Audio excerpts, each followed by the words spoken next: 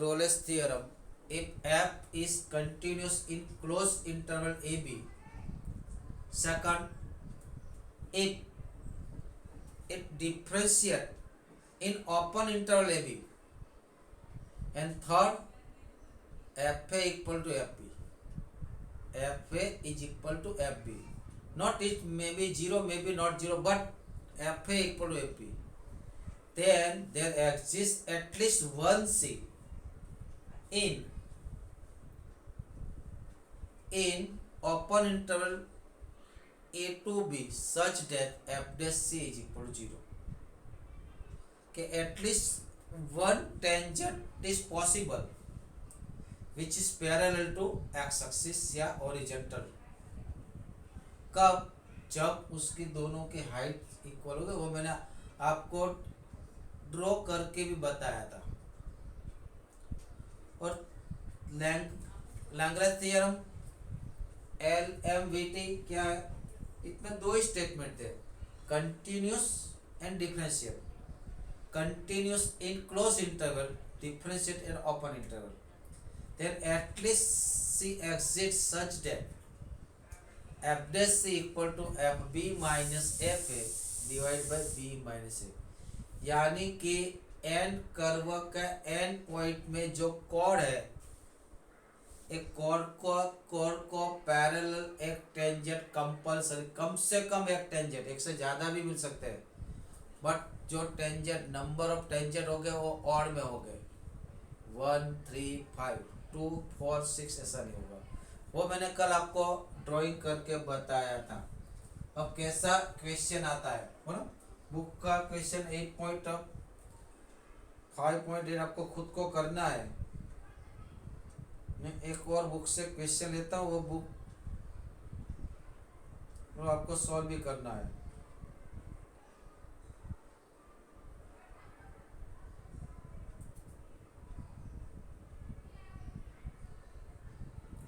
चलो, verifies the Rolle's theorem. Verified question number 1. मैं सब क्वेश्चन लिखता हूँ यहाँ पे, बोलो. 1 बाय 1 आपको सॉल्व करना है. सब क्वेश्चन यहाँ पे लिखता हूँ, 1 बाय 1 आपको सॉल्व करना है. पहला, वेरीफाइड द रोलेस थ्योरम.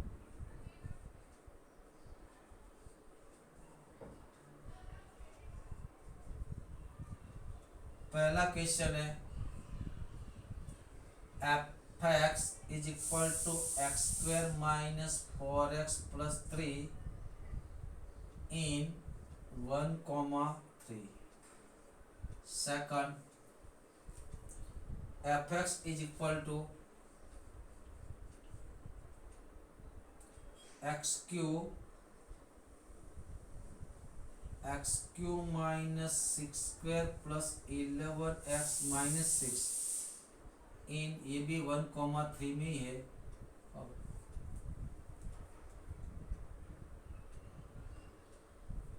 और f(x) is equal to sin x in 0 to pi.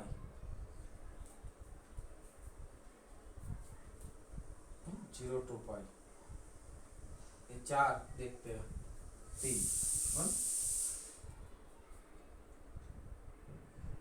और 4 देखते हैं.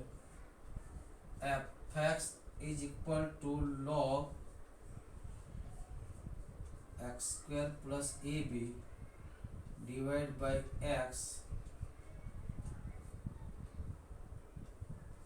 x belongs to a to b and 0 less than a less than b.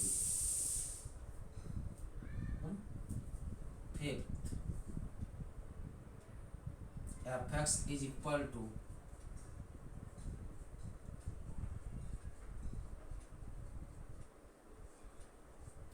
cos x minus sin x. X belongs to pi by 4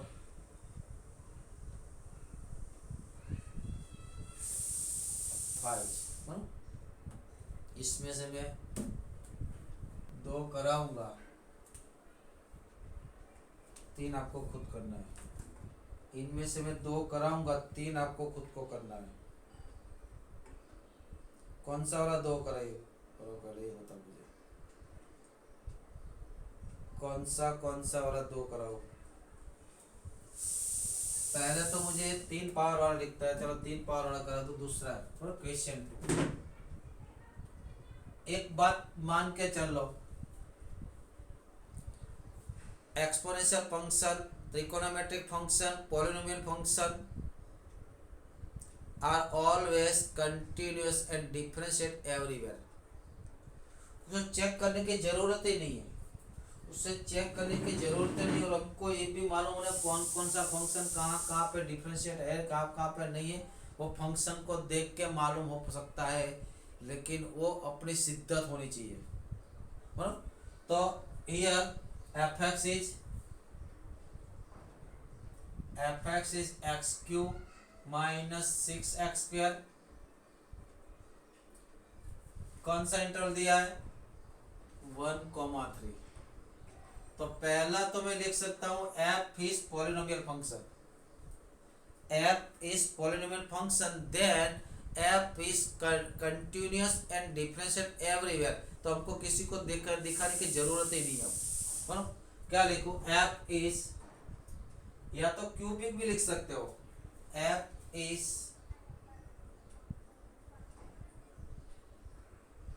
nominal function which all polynomial function. अभी मैं लिखता हूं आपको, therefore direct लिखना, all polynomial function, all polynomial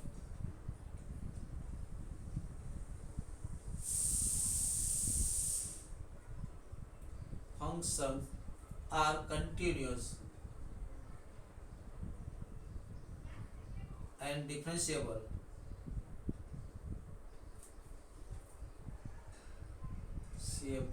everywhere। हर एक जगह पे कंटिन्यू होता है, हर एक जगह पे डिफरेंशियल होता है। तो चेक करने की जरूरत है, तो डायरेक्ट थर्ड स्टेटमेंट को अप्लाई करेंगे, बराबर। तो पहले तो मैं फाइंड करूंगा f1। तो f1 क्या होगा? f(1) कितना होगा सोचो। तो यहाँ पे रख दो 1 + 11, 12, 12 - 12 0।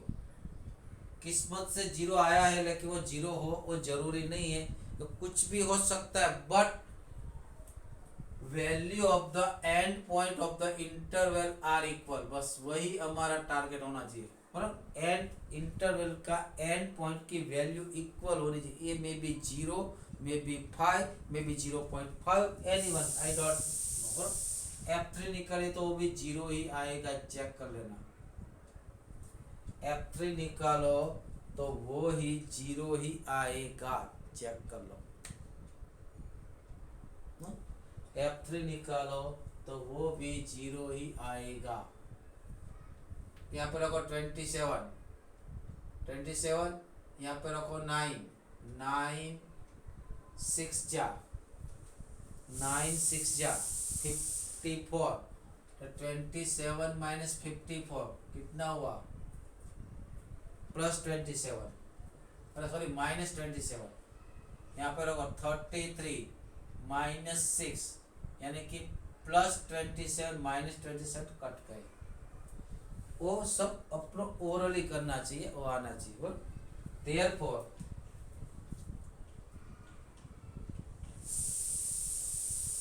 all condition of the Rolle's theorem are satisfied, therefore Rolle's theorem is applicable। all condition of Rolle's theorem are satisfied, therefore Rolle's theorem is applicable। all condition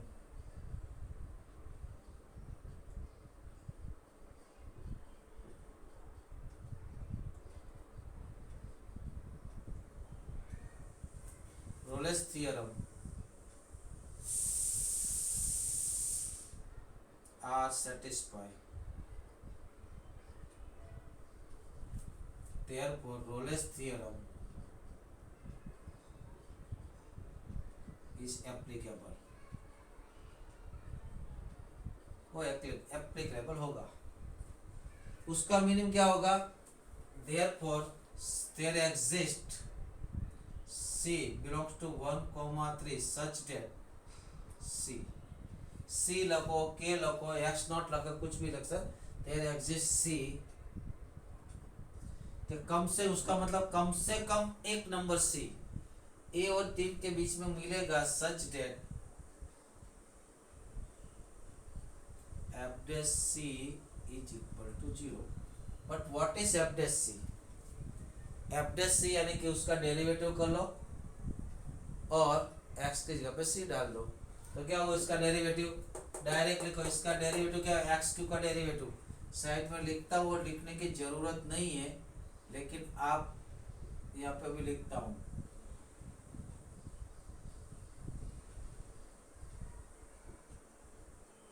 तो क्या होगा एफ डैश एक्स? तो 3x² minus 12x plus 11, right. तो यहाँ पे तो मुझे तो एफ डैश सी चाहिए। क्या चाहिए? एफ डैश सी क्या होगा? तो x का रिप्लेस c से कर दो, देयरफॉर 3c² और 12 है। कोई कोई तो यहाँ से भी x निकाल देते हैं, वो भी चले, उसकी जगह पे भी 0 रख दो तो भी चलेगा, बट हम x को वेरिएबल के टर्म में लेते हैं। अब क्या होगा? अब क्या करना? मुझे तो c की वैल्यू चाहिए। कहाँ पे? 1 से 3 में। तो कैसे निकालेंगे? How to get value of the c की वैल्यू कैसे निकालो? तो सही बात है, ये तक क्वाड्रेटिक, उसको फैक्टराइज कीजिए। तो सर 11 3 जा 33 का 2 पार्ट निकालो, एडिशन 12, तो पॉसिबल ही नहीं है। पॉसिबल है, इरेशनल में है। तो जब हम इस तरह से एग्जाम्पल आते हैं तो उसको सॉल्व करने के लिए किसको बुलाते हैं? किसको बुलाते हैं? श्रीधर आचार्य। याद है क्या है? सी इज इक्वल टू क्वाड्रेटिक का सॉल्यूशन डायरेक्ट लिखिए। मान लो कि दिमाग में रखो ये कैपिटल है, ये कैपिटल बी है, कैपिटल सी है, क्योंकि एक्स भी चल रहा है, स्मॉल में एज्यूम नहीं कर रहा। अभी लिखना नहीं है आपको, इमेजिंग करना है। अभी लिखना नहीं है, इमेजिंग करना है। सॉल्यूशन क्या होता था याद कीजिए, तो के -b क्वाड्रेटिक का सॉल्यूशन श्रीधर आचार्य ने क्या दिया था? तो के -b प्लस और minus under discriminate, but what is discriminate formula? तो के b² minus 4ac divide by 2a। आपको किसी भी टर्म को सेपरेट फाइंड का, डायरेक्ट उसका यूजिंग करना है यहाँ पे, अदरवाइज टाइम में बहुत दिक्कत होगी, टाइम कम पड़ेगा। तो चलिए यहाँ पे -b कितना है? -12। b कितना है? -12। तो -b क्या होगा? +12, प्लस और माइनस अंडर रूट, प्लस और माइनस अंडर रूट, b का स्क्वायर यानी कि -12 का स्क्वायर क्या होगा? तो क्या? 144 -4 ये यानी कि 3 और c यानी कि 11 बाय 2 × 3, राइट। चलो ये कितना हुआ? 12 × 11। यार ऐसे मान लो 12 टाइम 12 है, ये 11 टाइम 12 है। 12 टाइम 12 में से 11 टाइम 12 जाएगा, कटेगा, तो 1 टाइम 12 बचेगा। सीधी बात है। तो सी इक्वल क्या आएगा? 12 प्लस और माइनस √12 बाई 2 × 3। ये दोनों में 4 × 3 है, बाहर 4 × 3 है, तो स्क्वायर रूट के बाहर 2 आएगा, तो बाहर कौन आएगा? 2 को कॉमन ले लो तो क्या होगा? यहाँ पे 2, यहाँ पे क्या होगा? 6 प्लस √3 बाई 2, राइट होगा ना, × 3। 2 से 2 प्लस और माइनस दोनों आएगा, यानी कि c की वैल्यू क्या निकल के आने वाली है? देखो तो c is equal to 6 plus और माइनस √3/3, यानी कि उसको 2 से डिवाइड करो तो c इक्वल क्या होगा? 2 प्लस और माइनस 1/√3। 1/√3 यानी कि आई थिंक 0.73, आपने 12th में बार बार लिखा था, याद हो 0.73। अगर प्लस 0.73 होगा तो 2.73, अगर माइनस लेंगे तो 2 - 0.73 दोनों केसेस में ये कहाँ पे आएगा, 1 से 3 में आएगा, चेक कर लो। अगर प्लस 1.√3 लेते हैं, 1/√3 यानी कि 0.73, तो 2 प्लस 0.73 यानी कि 2.73।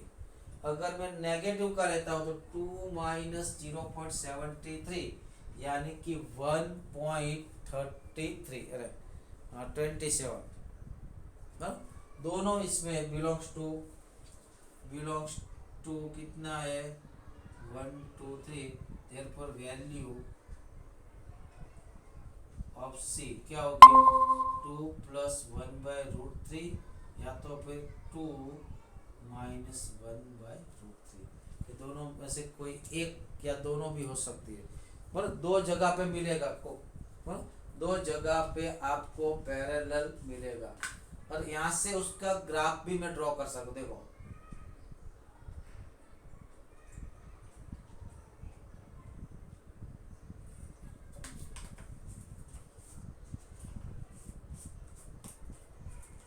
कि जो ये वैल्यू आई है 2 प्लस 1/√3 एंड 2 माइनस 1/√3, वहाँ पे एक फंक्शन का टेंजेंट क्या होता है, पैरेलल होता है कि यहाँ से वो टर्न मार रहा है, क्या मार रहा है, टर्न, इसलिए उसको एक्सट्रीम पॉइंट भी बोलते हैं। क्या बोलते हैं वो, इसमें आगे आएगा एक्सट्रीम पॉइंट।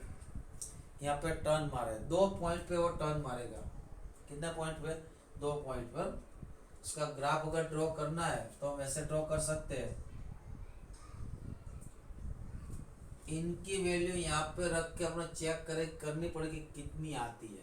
पहला तो कितना आता है, बराबर 1 पे 0 आ रहा है, 3 पे भी 0 आ रहा है, बराबर 1 कहाँ मिलेगा आपको, x की वैल्यू 1 और y की वैल्यू 0, यहाँ पे एक पॉइंट यहाँ पे और यहाँ पे 1 पे भी 0 आ रहा है, 3 पे भी 0। अब तब देखो क्या होगा, एक्स स्क्वायर का कोएफिशिएंट हाईएस्ट पावर है, लीडिंग पावर है, उसका कोएफिशिएंट पॉजिटिव हो तो ये ग्राफ यहाँ से स्टार्ट होगा, यहाँ से होगा, यहाँ से पॉजिटिव है इसलिए, बराबर। तो यहाँ से चलते चलते वो टर्न कहाँ मारेंगे, तो ये दोनों पॉइंट पे, और कहीं भी टर्निंग नहीं करेगा। तो यहाँ से इनफाइनाइट चलते चलते 0 पे आएगा। ये पॉइंट कहाँ पे है, ये माइनस वाला पॉइंट, एक पॉइंट शायद मान लो कि यहाँ पे होगा और एक पॉइंट यहाँ पे होगा, और तो क्या आएगा, एक ग्राफ ऐसे कुछ आएगा और यहाँ पे आकर टर्न मारेगा। उसका मतलब जब तुम उसकी वैल्यू फाइंड करोगे तो नेगेटिव ही आएगी 100%, क्या आएगी, नेगेटिव आएगी। और एक ग्राफ ऐसा चलेगा, यहाँ पे पहला वाला c 2 माइनस 1/√3, यहाँ पे दूसरा वाला c,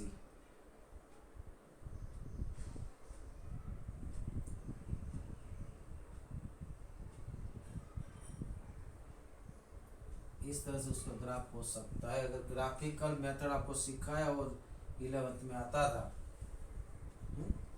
पर ग्राफ तो ड्रॉ करना आना चाहिए, पर अभी यहाँ पे तो कोई बात नहीं अपनी, चलो पहला हो गया। अब कौन सा वाला कराऊँ, ये वाला लंबा दिखता है, चौथा, स्क्रीनशॉट ले लीजिए, चौथा कराता हूँ।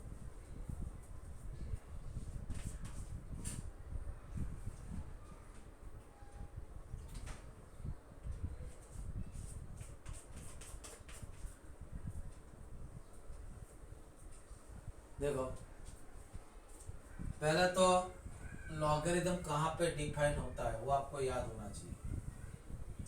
कहाँ पे डिफाइन होता है, पॉजिटिव नंबर पे। कहाँ पे होता है, पॉजिटिव, बराबर। एक्स कहाँ है, तो x is lies between a and b, x is lies between a and b, और ए एंड बी कौन कैसा नंबर है, तो कि 0 से बड़ा है। ए एंड बी पॉजिटिव है तो ऑब्वियसली बात है एक्स भी क्या होगा, पॉजिटिव, कि दो पॉजिटिव नंबर के बीच में कौन सा नंबर कभी नेगेटिव नंबर आएगा?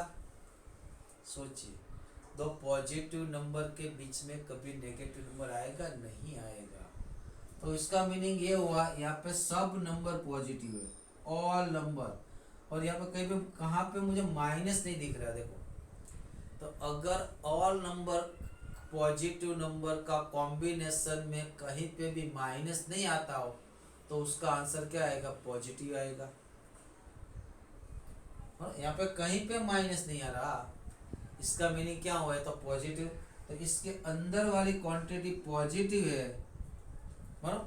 तो लॉग को कोई दिक्कत नहीं होती, लॉग के मुझे चलेगा, यानी कि चलेगा। इसका मीनिंग ये हुआ वो कंटिन्यूस है। कहाँ पे? लॉगरिथम फंक्शन में कहीं पे भी शार्प मोड नहीं आता।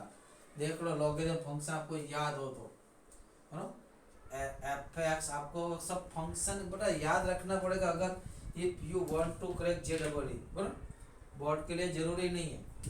मान लो कि f x equal to log x, log x base है। अगर एक की वैल्यू एक से ज्यादा होगी तो इंक्रीजिंग फंक्शन 1 पे 0 होता है, तो ऐसा होगा। और एक की वैल्यू लेस देन 1 हो तो यानी कि डिक्रीजिंग फंक्शन, बट 1 पे 0 होता है तो ऐसा फंक्शन। ये लॉग एक्स है। कहीं पे आपको शार्प टर्न दिख रहा है? नहीं दिख रहा, कहीं पे भी नहीं आएगा, बराबर। कहीं पे भी शार्प टर्न, यानी लॉगरिथम हर एक वैल्यू पे कैसा है?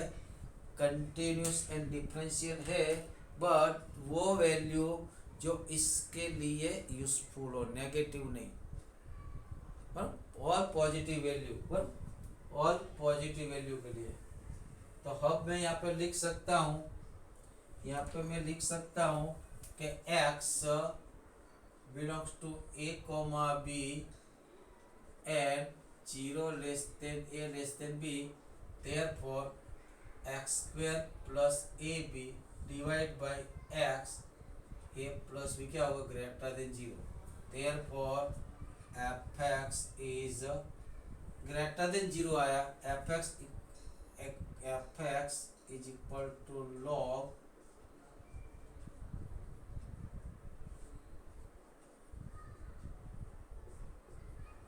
b is continuous in close interval a to b and differentiate in open interval a to b। अब क्या किया जाए? अब चेक करते, वैल्यू डाल के ए पे कितना है, हाइट इक्वल आती है कि नहीं। तो एफ ऑफ ए क्या होगा बच्चों? एफ ऑफ ए, चलो यहाँ पे ये डालो, क्या होगा? लॉग। यहाँ पे ये डालो तो क्या होगा? ए स्क्वायर प्लस ए, ए स्क्वायर प्लस ए, ए भी है यहाँ पे, ए भी है, हाँ ए भी, हाँ। तो यहाँ पे क्या होगा? A b. नीचे ये डालो ए प्लस बी, दोनों सेम नंबर देख लो, ए कॉमन काट लो तो दोनों कटेगा। log 1 कितना होगा? log 1 0। किस्मत से यहाँ पे भी 0 आया। एफ भी निकालोगे तो भी कितना आएगा? 0 ही आएगा। इसके मतलब Rolle's theorem are applicable, therefore Rolle's theorem is applicable.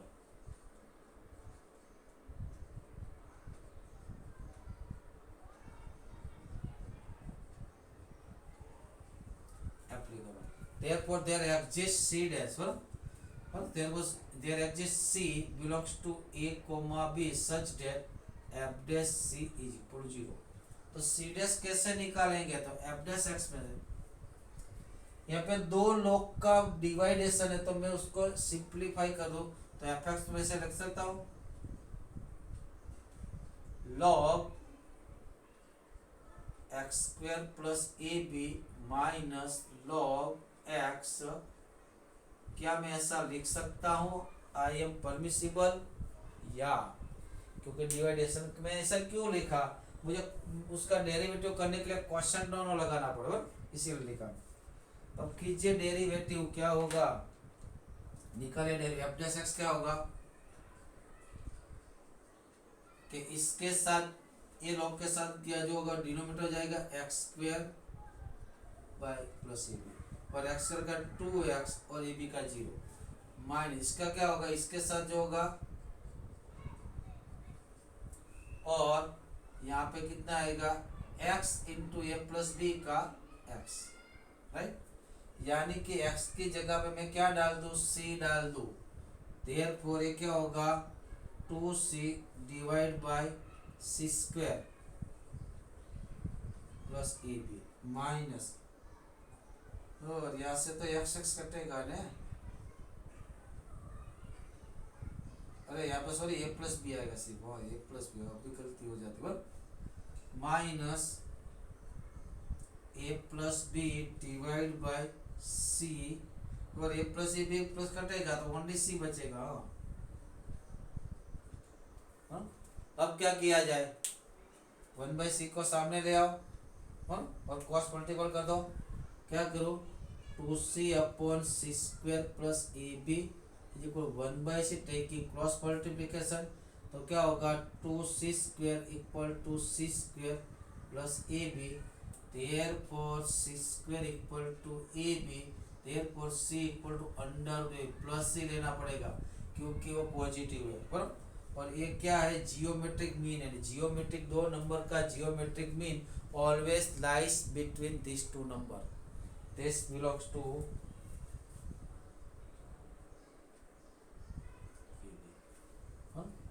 ये आपको ऐसे करने की जरूरत, 0 से पाई में निकालना है तो साइन का ग्राफ को याद होना चाहिए, साइन का ग्राफ थर्ड की बात करा वो एमसीक्यू खटाखट हो सकता है, साइन 0 0 होता है, साइन पाई बाई 2 1 होता है, साइन पाई 0 होता है, यानी कि उसका ग्राफ यहाँ पे पाई बाई 2, कौन सा पॉइंट पे वो, कौन सा ऐसा पॉइंट है जहाँ पे टेंजेंट हॉरिजॉन्टल होगा, तो ये वाला पॉइंट है ना, तो यहाँ पर डायरेक्ट मिल सकता है x equal to pi by 2 drawing से, कहाँ से ड्राइंग से, है ना।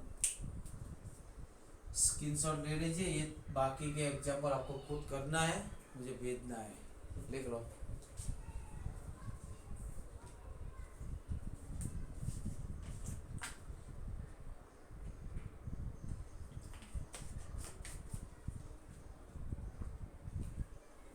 हो गया बच्चा, चलो लैग्रेंज का एग्जाम्पल करते हैं।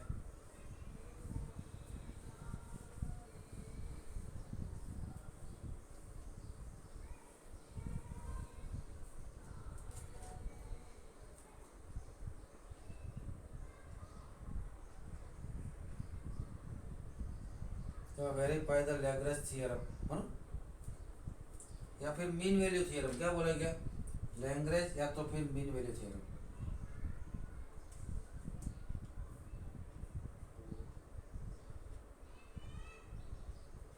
Verify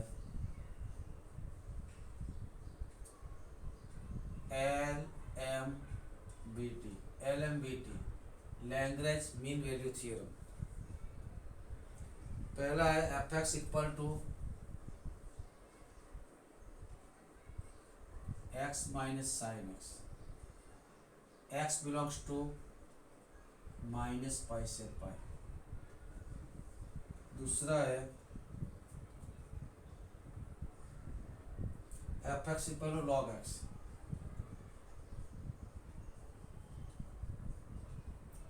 x belongs to 1, e।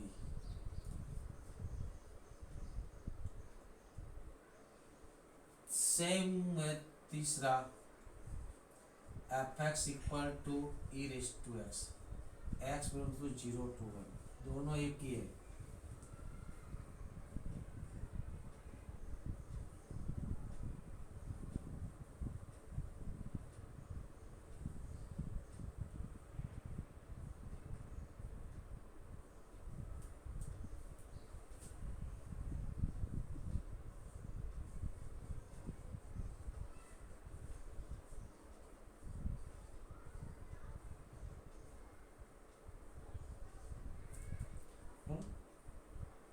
पहला और आखिरी वाला कराओ, बीच वाला दोनों आपको खुद करना है। देखो पहला क्या है f x equal to x minus sine x. X की वैल्यू कहाँ से कहाँ तक गए।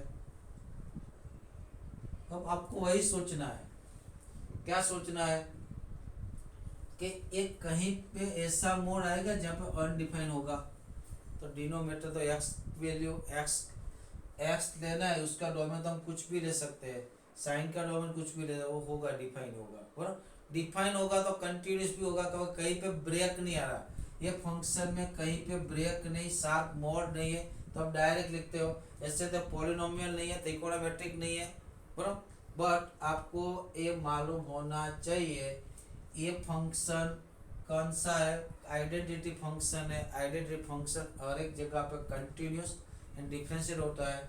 ये साइन फंक्शन है, साइन भी हर एक जगह पे कंटिन्यूस एंड डिफरेंशियल होता है। अगर दो फंक्शन कंटिन्यूस एंड डिफरेंशियल है तो उसका एडिशन या सब्ट्रैक्ट भी क्या होगा, कंटिन्यूस एंड डिफरेंशियल। तो यहाँ पे डायरेक्ट लिखो F is continuous in closed interval minus pi by 2 to pi by 2 and differentiate in open interval minus pi से pi. Therefore LMTV is applicable. Therefore LMVT is applicable.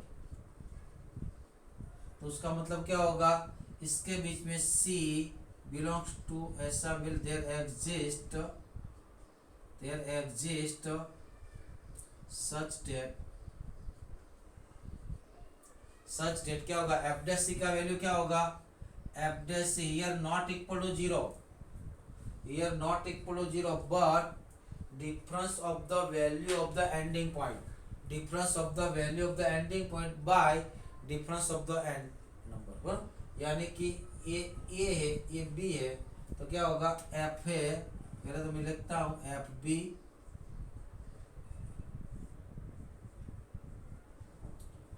F C कैसे निकलेगा, इसका derivative x का derivative 1, तो यहाँ पे 1 आएगा, sign का डेरिवेटिव कॉस, तो कॉस आएगा। पहले हम लिखते हैं एफ एक्स कितना होगा, 1 माइनस कॉसेक होगा, एफ ए कितना होगा, A equal to minus pi है, यानी कि एफ है equal F of minus pi is equal to, यहाँ पे रख दो, क्या रखूँ, minus pi minus sine of minus pi, sine किसी भी पाई पे हम जीरो होता है, यानी कि माइनस पाई। अब एफ बी क्या करूँ, एफ पाई पाई रख के तो पाई और साइन किसी भी पाई पे जीरो ही होगा, यानी क्या बचा pi. Put our value in this equation, put our value in this equation, तो क्या आएगा, फटाकर एफ सी यानी कि 1 minus cos C is equal to F B यानी कि पाई माइनस एफ ए यानी कि माइनस पाई और एफ पाई, ये दोनों कट गया ऑब्वियसली, यानी कि ये कितना हुआ 1 हुआ, कितना हुआ 1, हाँ ये दोनों कट गया ना, सेम ही है। Therefore 1 minus cos C equal to 1 से 1 कट गया तो cos C equal to 0। Cos C equal to 0 कहाँ पे मिलता है, माइनस पाई से पाई में, माइनस पाई से पाई में कहाँ पे, तो बहुत सारी जगह पे मिलता है। अगर याद नहीं तो उसका ग्राफ निकालो, कॉस का ग्राफ क्या होता है याद है कि नहीं, ऐसा होता है, कहाँ से कहाँ तक, जो ये माइनस पाई से पाई, कहाँ से कहाँ तक, यहाँ पे 0, यहाँ पे पाई बाई 2, यहाँ पे 3 पाई बाई 2,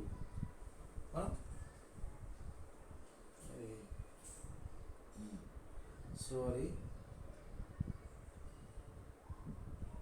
यहाँ पे पाई आएगा, कितना आएगा पाई नहीं, यहाँ पे 3 पाई बाई 2 और यहाँ पे माइनस पाई बाई 2 और यहाँ पे माइनस पाई, तो कौन सी जगह पे 0 हो रहा है, तो pi by 2 and minus pi by 2, there reply C equal to minus pi by 2 या फिर पाई बाई 2, आंसर आ गया। सॉल्व। और चौथा देख लेते फटाफट, क्या दिया एफ एक्स। ए अनडिफाइंड कहाँ पे होगा सोचो बच्चों, एक्स की वैल्यू जब जीरो होगी तब अनडिफाइंड होगा।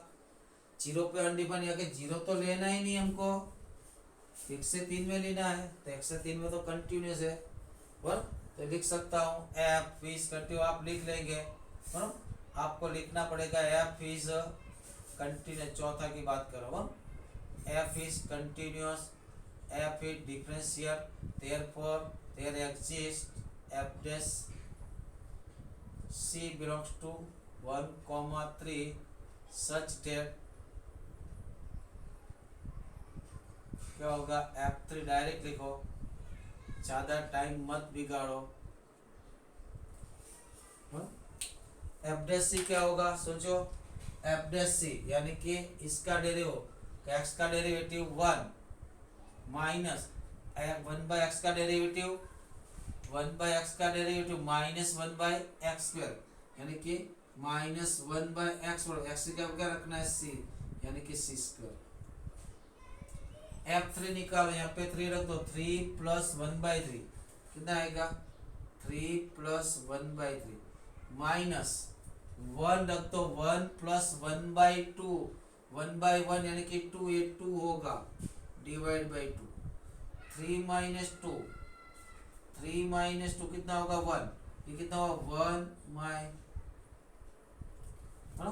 ये कितना होगा 1, टेकिंग एलसीएम 1, एलसीएम लो तो 3 1 जा 4, 4/3/2, 2 से 2 कट गया, माइनस उनको सामने भेज दो, minus 1/6 square equal to 2/3 minus 1, LCM लेगा माइनस 1/3, एलसीएम लीजिए तो माइनस 1/3 यानी कि c square is equal to 3, यानी c इक्वल टू प्लस और माइनस √3 दोनों हो सकते हैं, बट c की वैल्यू कहाँ पे लेनी है 1 से 3 में, therefore c इक्वल टू √3,